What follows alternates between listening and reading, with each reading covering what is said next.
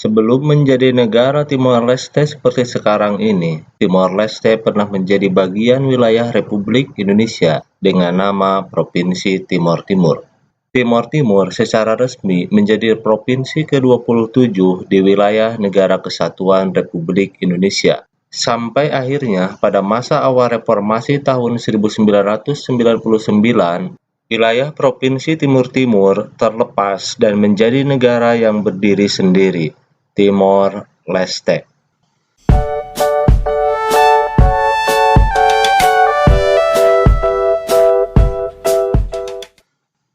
Integrasi Timor Timur ke dalam wilayah Indonesia tidak terlepas dari situasi politik internasional pada saat itu, yaitu Perang Dingin, di mana konstelasi geopolitik kawasan Asia Tenggara saat itu terjadi perebutan pengaruh dua blok yang sedang bersaing pada saat itu, yaitu Blok Barat diwakili Amerika Serikat dan Blok Timur yaitu Uni Soviet.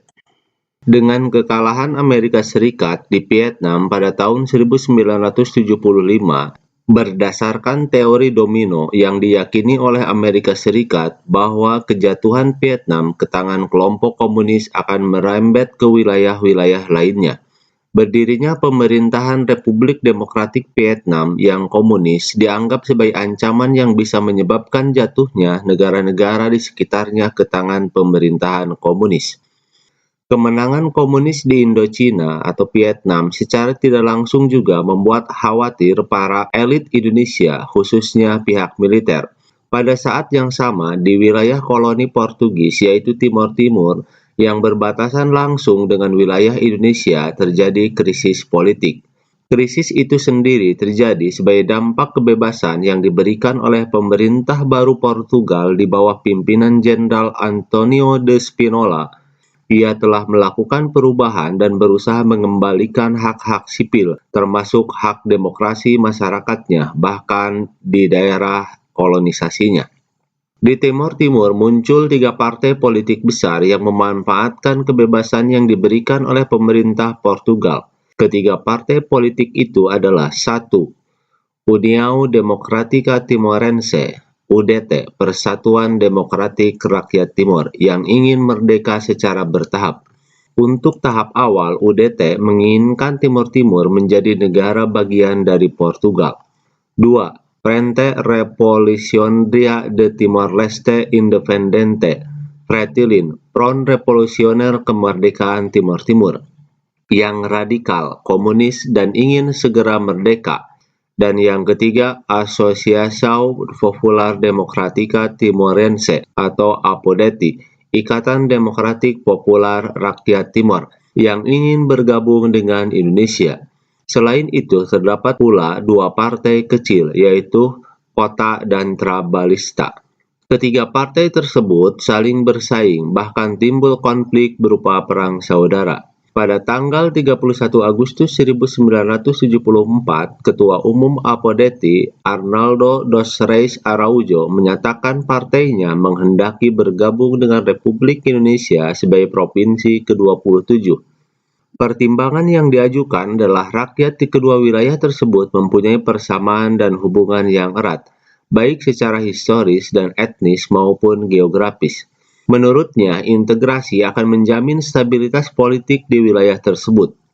Pernyataan tokoh APODETI itu mendapat respon yang cukup positif dari para elit politik Indonesia, terutama dari kalangan elit militer, yang pada dasarnya memang merasa khawatir jika Timor Timur yang berada di halaman belakang jatuh ke tangan komunis.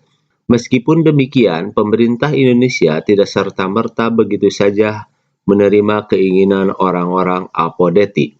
Keterlibatan Indonesia secara langsung di Timor Timur terjadi setelah adanya permintaan dari para pendukung proklamasi Balibo, yang terdiri UDT bersama APODETI, Kota, dan Trabalista.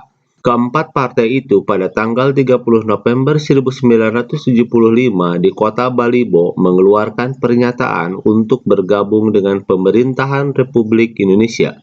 Pada tanggal 31 Mei 1976, DPR Timor Timur mengeluarkan petisi yang isinya mendesak pemerintah Republik Indonesia agar secepatnya menerima dan mengesahkan bersatunya rakyat dan wilayah Timor Timur ke dalam Republik Indonesia.